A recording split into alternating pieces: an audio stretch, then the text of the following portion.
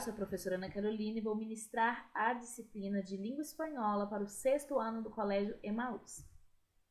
Lembre-se das nossas orientações, de estar num local bem tranquilo para fazer as videoaulas e que todas as atividades, exercícios, revisões serão feitas tendo como base a nossa videoaula, tá bom?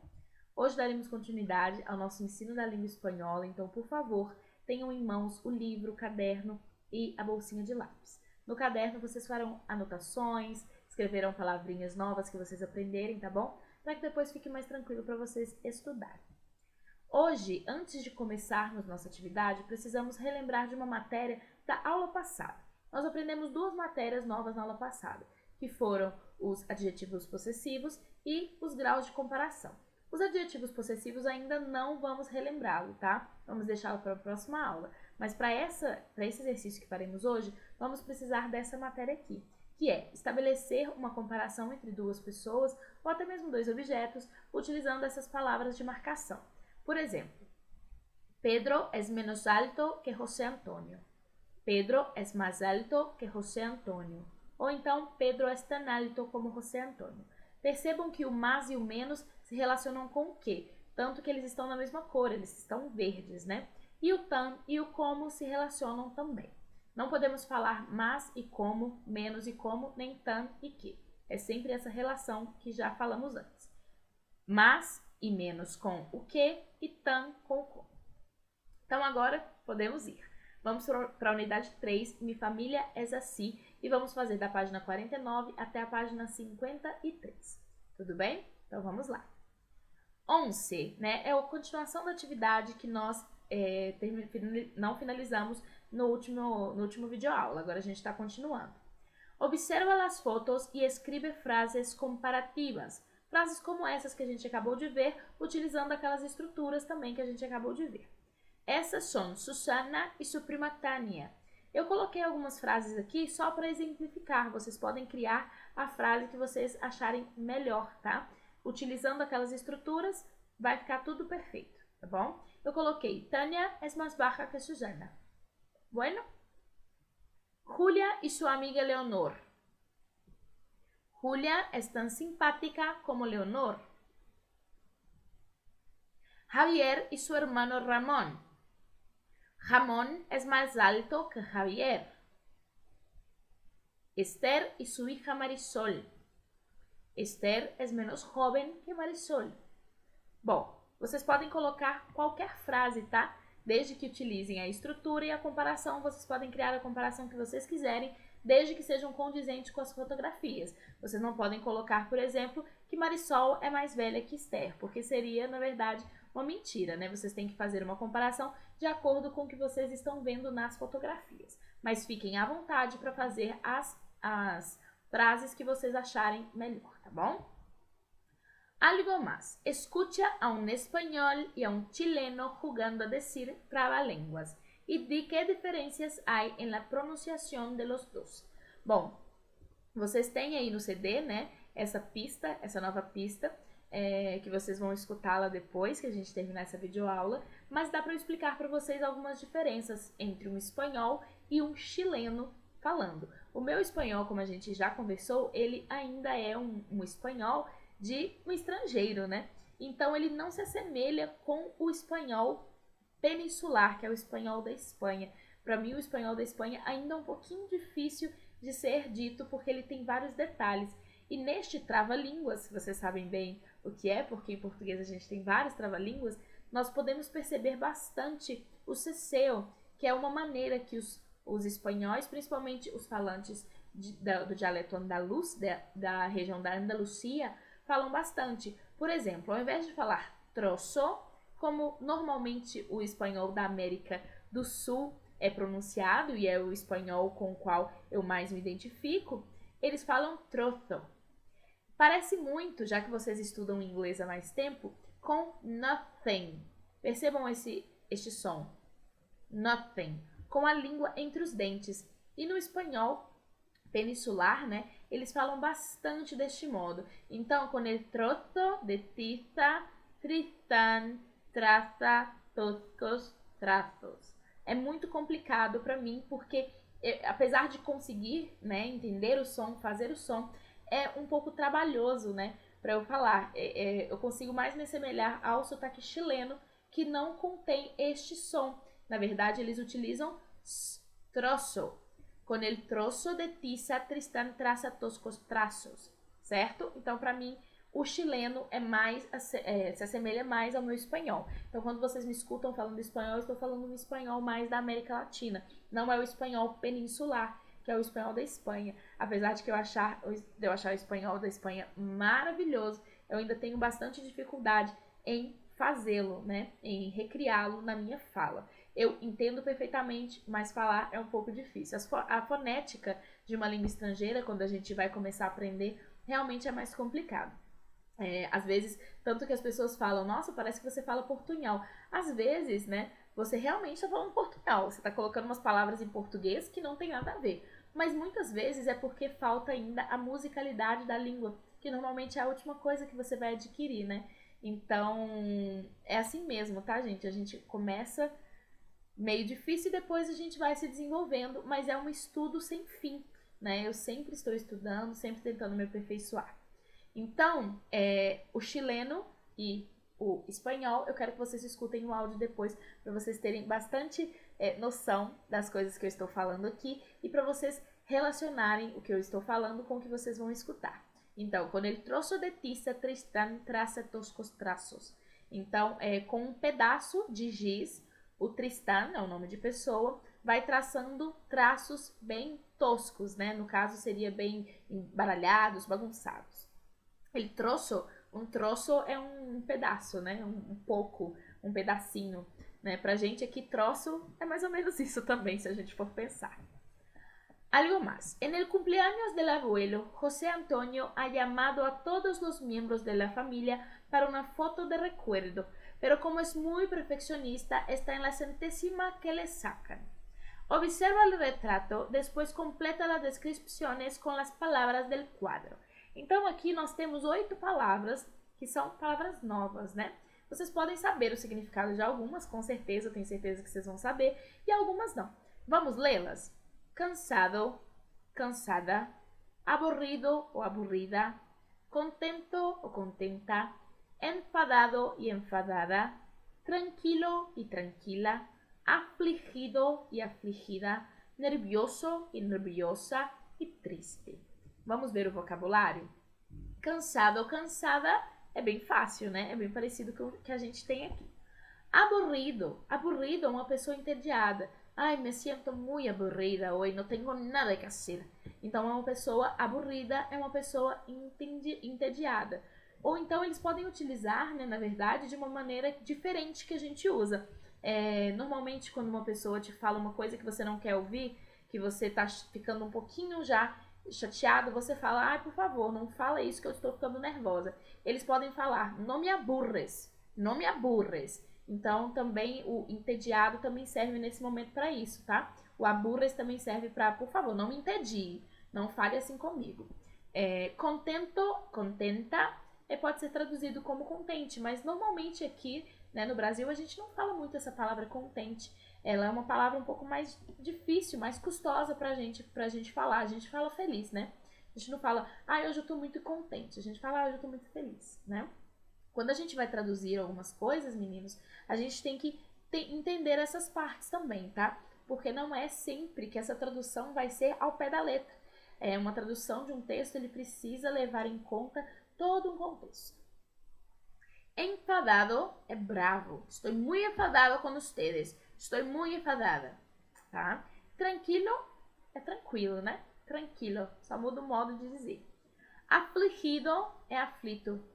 Estou muito afligida, muchísimo afligida, porque estou um pouco enferma, sim? Nervioso é nervosa, nervioso. E triste é triste, normal.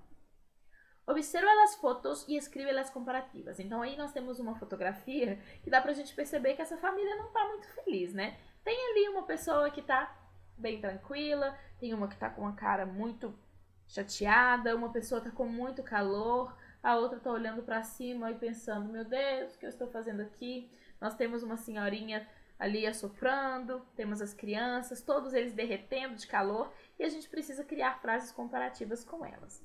Aqui estão as frases e, novamente, eu coloquei sugestões, tá? São somente sugestões e vocês podem modificar da maneira que vocês quiserem, desde que seja condizente com o desenho, tá bom? Nós precisamos utilizar aquelas palavras do quadro e colocá-las aqui nesta frase.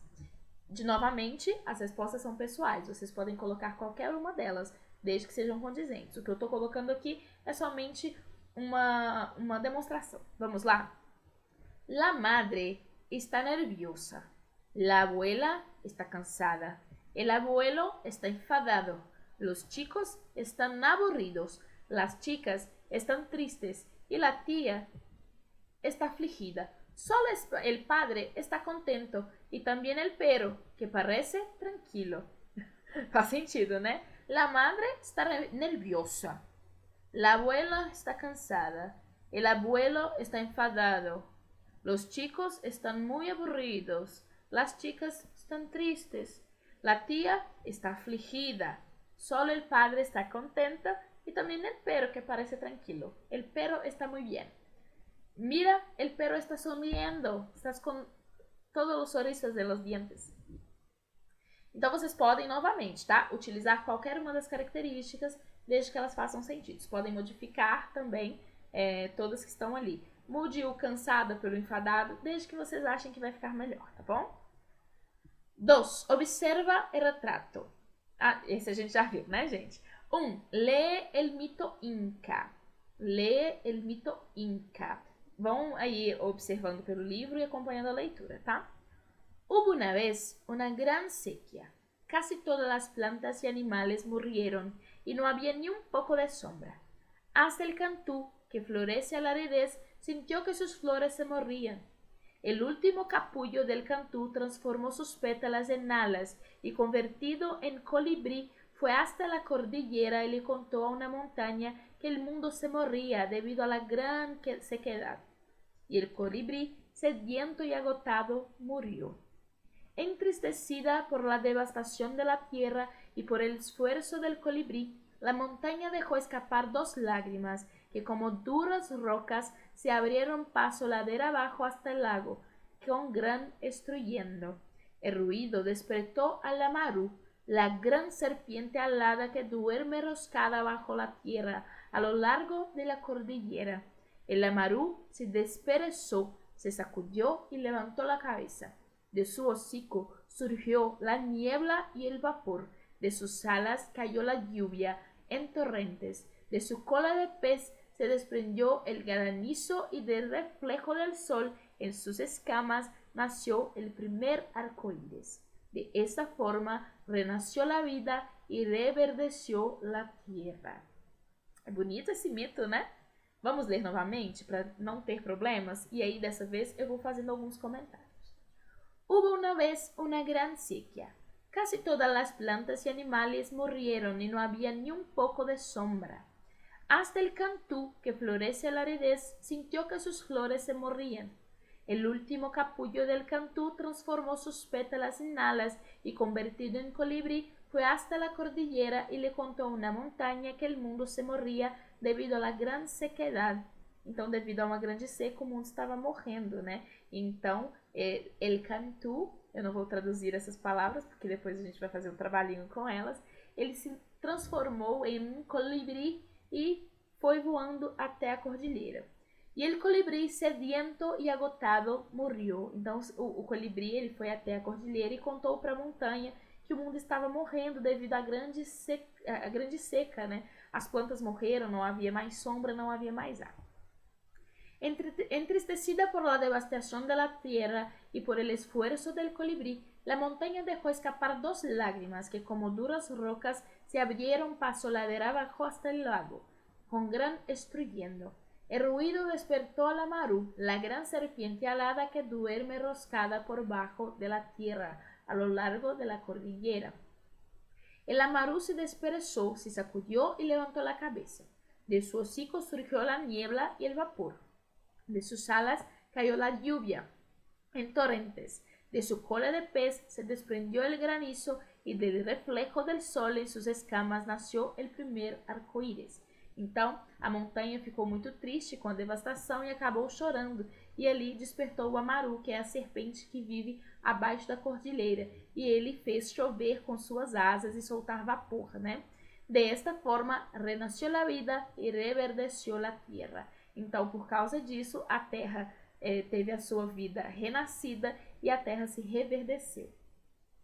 Vocês sabem quem são os Incas? Olha só esse informativo. Tá aí no livro de vocês, bem pequenininho. Los Incas vivieron entre las montañas de Perú hace unos 4.000 años, pero solo empezaron a fortalecer su presencia alrededor del año 1200 después de Cristo.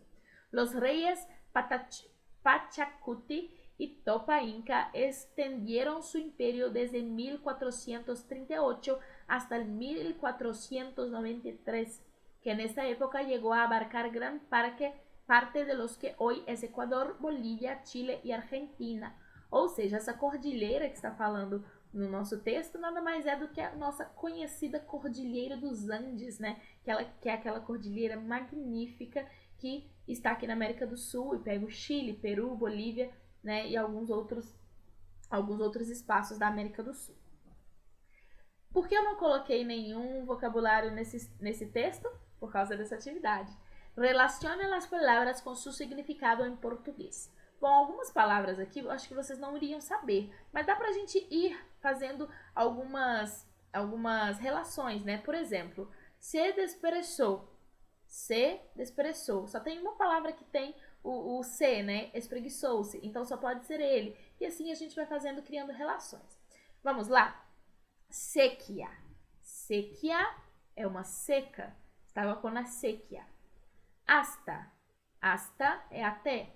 Hasta que las clases vuelvan, vamos a estudiar mucho. Capullo. Capullo é um botão. Capullo. Colibri é uma espécie de beija-flor. Aqui em português a gente usa mais beija-flor, mas existe a palavra colibri também, tá? Normalmente as pessoas acham que é um passarinho completamente diferente, mas é na verdade uma subespécie do beija-flor. Passo. Passo é caminho, né? Por favor, não me atrapalhes, estou fora de mi passo. Necessito volver a mi passo. Se desperezou, espreguiçou-se. Hocico. Hocico é um focinho. El hocico del perro, el hocico del gato.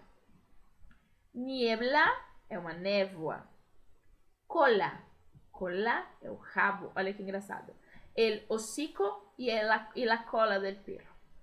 E pez. Pez é um peixe. Pez, peixe. Mas quando a gente vai comprar, normalmente, a gente fala um pescado. El pescado, tá bom? Pez é como se fosse o animal ali vivo e pescado é o animal que a gente consome. Lê o texto, piensa sobre lo que já sabe sobre mitos e contesta. Então, já com todos os conhecimentos que vocês já têm sobre mitos, a gente vai ler esse pequeno texto. En general, los mitos son narraciones maravillosas que en algunos casos explican el origen del mundo. Los personajes que caracterizan los mitos generalmente son dioses, animales y elementos de la naturaleza que tienen poderes extraordinários. Deixa eu explicar para vocês aqui que quando falamos narração maravilhosa, nós não estamos falando do adjetivo nossa, que maravilha, tá? Não é nossa, que lindo. Quando a gente fala narração maravilhosa na literatura, a gente está falando de uma narração feita de maravilhas, ou seja, que não corresponde à verdade dos fatos, né? Ela é mágica e fantástica, também utilizamos mágico e fantástico. São coisas sem explicação, que muitas vezes fala sobre magia, sobre coisas que não existem. Por exemplo, uma montanha chorar e uma serpente alada sair do meio da terra. Essa é uma narração maravilhosa, porque normalmente corresponde à fantasia, ao mundo das ideias e das imaginações. ¿Quiénes son los personajes que generalmente caracterizan los mitos? Tem mais de uma resposta certa, né? Nós acabamos de ler lá no texto que são dioses, animales e elementos da natureza. Normalmente, desde as mitologias egípcias, que são algumas das primeiras que conhecemos, os seres humanos, né, na falta de uma ciência que explicasse, eles acabavam criando todas essas histórias, né? Nos mitos gregos nós temos a explicação das 4 estações, por exemplo. Temos várias explicações sobre chuva desse tipo, sobre grandes inundações, né? Então eles tentavam explicar da maneira que podiam. E normalmente eles se atentavam a essas histórias que hoje são conhecidas como mitos. Na época eram conhecidas como verdade. Hoje pra gente são mitos, né? Com narrações maravilhosas e às vezes até meio mágicas, né? ¿Para qué crees que las personas leen mitos? Para entreter-se e conhecer outras culturas e formas de ver a vida, né? Porque não é para se informar sobre as mudanças climáticas, porque isso a gente tem que ver nos jornais, né? A gente tem que se informar nos locais corretos. E fenômenos da natureza a gente aprende nos livros, e resolver os problemas relacionados ao meio ambiente também não tanto. Talvez para a gente se inspirar, mas não para resolver. A gente lê os mitos para conhecer outras culturas, às vezes culturas que nem mais existem, e ainda assim a gente consegue entender como essas pessoas pensavam, né? Enumera los dibujos de acuerdo com la sequência del mito de Amaru. Então nós temos aí várias figuras e nós vamos numerá-los. A ordem que está aparecendo aqui é a ordem que a gente precisa numerar. Então vocês coloquem o número do lado do desenho. Então, o primeiro é esse, né? A Grande Seca. Olha que desenho bonito, né, gente? Eu fiquei apaixonada por esse desenho. É a Grande Seca. Esse é o número 1.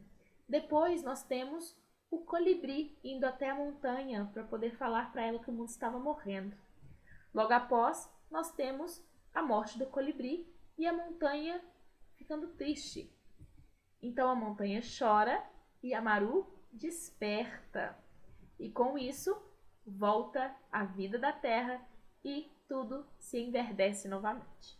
Bom, eu preciso que vocês escutem a pista 12, que é a pista do Trava-Línguas, com a fala do chileno e do espanhol. Preciso que vocês escutem, porque na próxima aula a gente vai falar um pouquinho mais sobre essa diferença no sotaque, né, no acento destes espanhóis. O espanhol da América Latina, o espanhol peninsular, tá bom? Então, escutem a pista 12, por favor, para que vocês entendam melhor o que eu vou estar falando. E por hoje é só. A gente se vê na próxima aula. Espero que vocês fiquem bem tranquilos, revejam as matérias, escutem a pista 12. Nos vemos na próxima, tá bom? Lembre-se, juntos no caminho certo. Hasta luego!